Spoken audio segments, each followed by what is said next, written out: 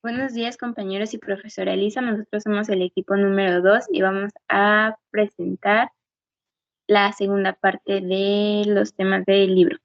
Los integrantes son Gallego Cerón, Dayana Betsabe, Martínez López, Samuel Said, Inelio Vázquez Neri y su servidora Fernanda Díaz Mora. Bueno, como introducción,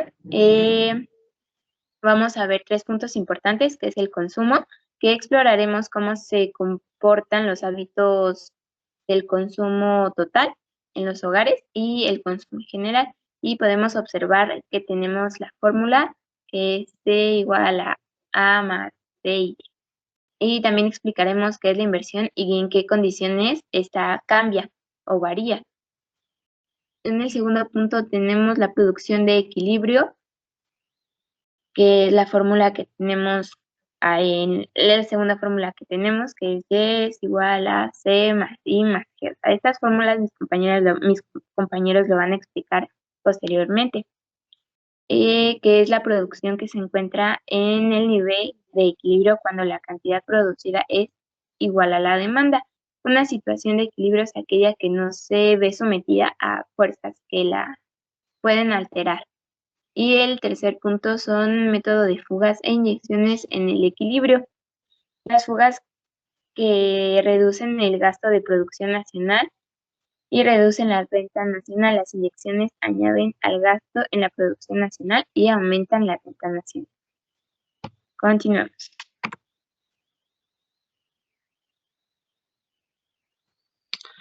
Bueno, yo les voy a explicar lo que es los impuestos en la función de consumo. Bueno, a continuación vamos a observar que el consumo total, que es representado con la letra C, depende del ingreso total, que es representado con la letra Y. En general, cuanto mayor es el ingreso, más grande es el consumo total.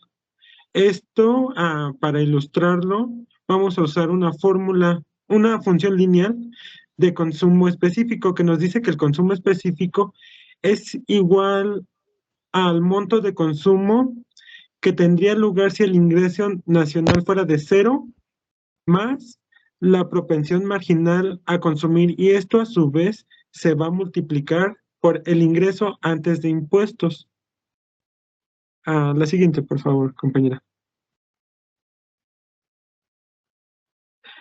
Ah, pero aquí tenemos que modificar la función del consumidor porque ya hemos sumado el gobierno a la economía y esto con los impuestos. Como parte del paisaje, es lógico de suponer que el ingreso disponible determina los hábitos de consumo y no el ingreso antes de impuestos.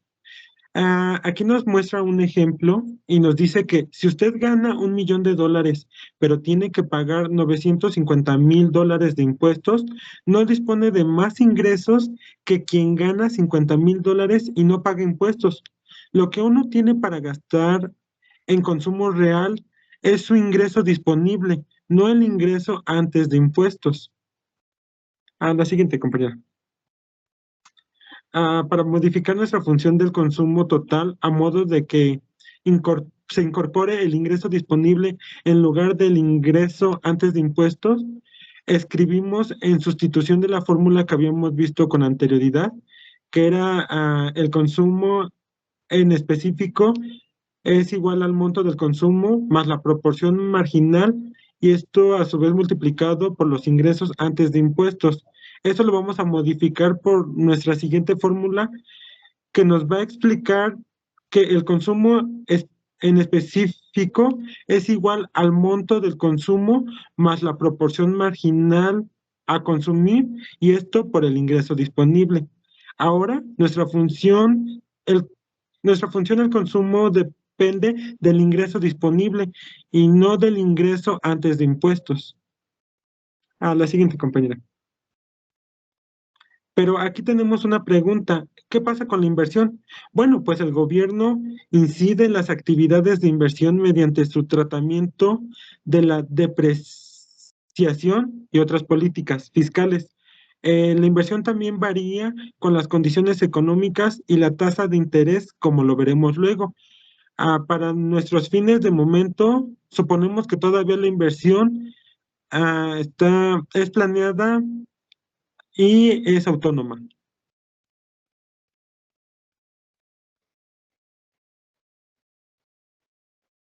Por parte de la producción de equilibrio, tenemos que la función es y igual a c más i más g, que esto también se puede representar como y igual a gt, que gt representa el gasto total, donde y es el ingreso total, t son los impuestos, g es el gasto del gobierno y la letra i es la inversión.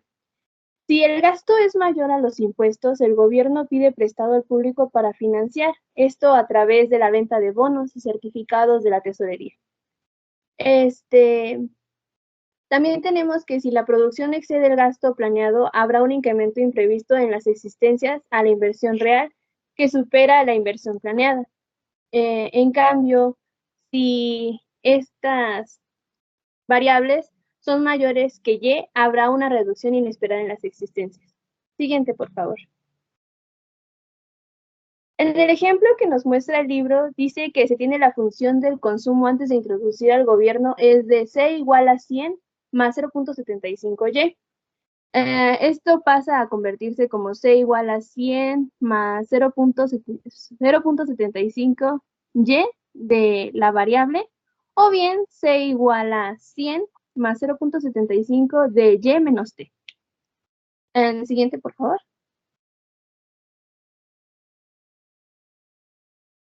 En la parte de los datos fijos, como primer dato fijo tenemos a T, que es bueno, ahí tiene un circulito, que representa el gobierno de compra, es de 100,000 millones de bienes, es decir, que los impuestos netos son de 100,000 millones, que se puede representar en el paréntesis número 2. Siguiente, por favor. Luego tenemos otros gastos fijos, que es el gasto en inversión planeada y las compras del gobierno. Aquí el ejemplo nos decía que se supone que la inversión y el gasto del gobierno son fijos, pero que pueden haber ocasiones en las que estos pueden variar. Pero para este ejemplo se conservan fijos en 100. Siguiente, por favor.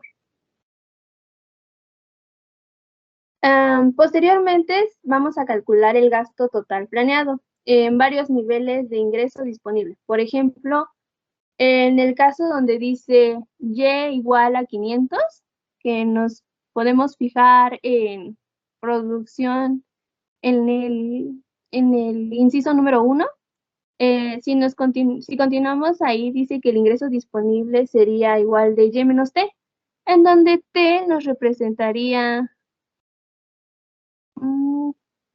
100, entonces quedaría 500 menos 100 igual a 400.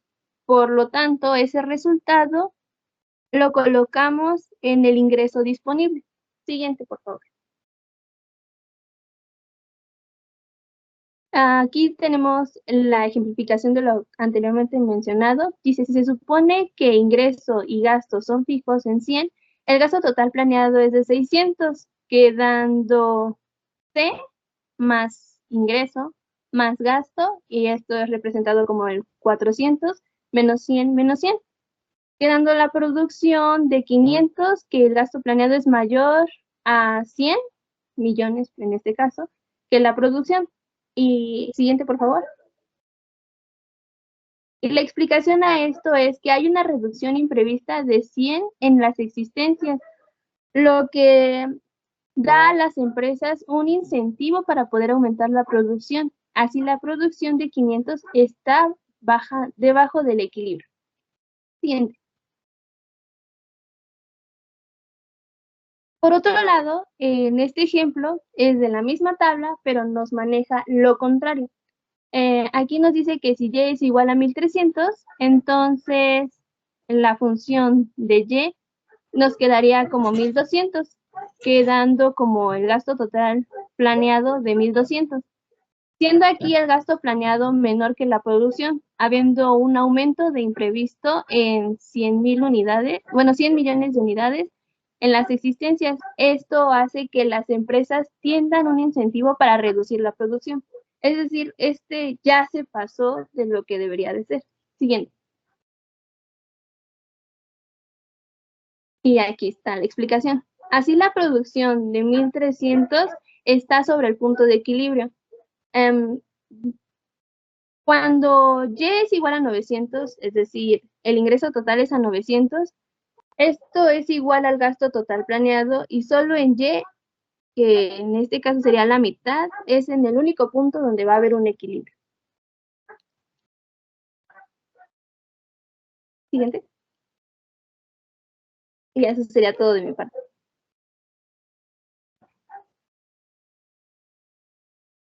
El método de fugas e inyecciones para el equilibrio.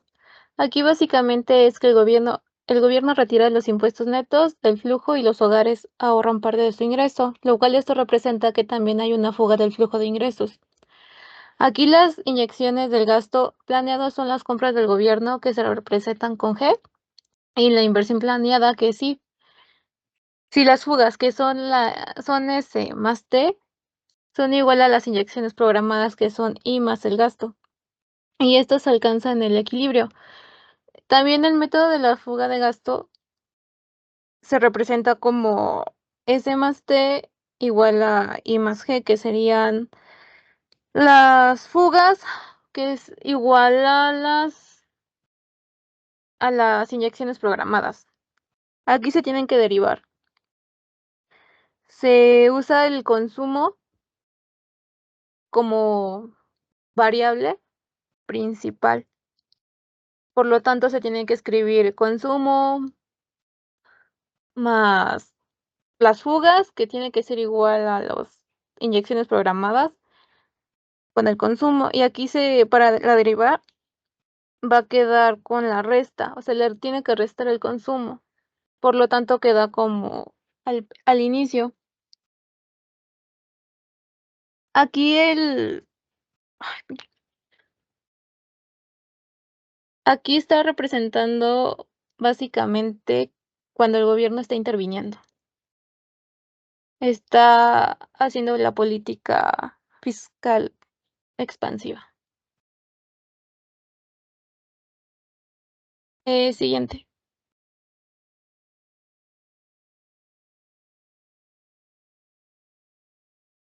Y nuestra conclusión es que los impuestos dependen del impacto del consumo, la inversión y los flujos inyectados por el gobierno hacia la economía. Y gracias por su atención. Eso es todo de nuestra parte.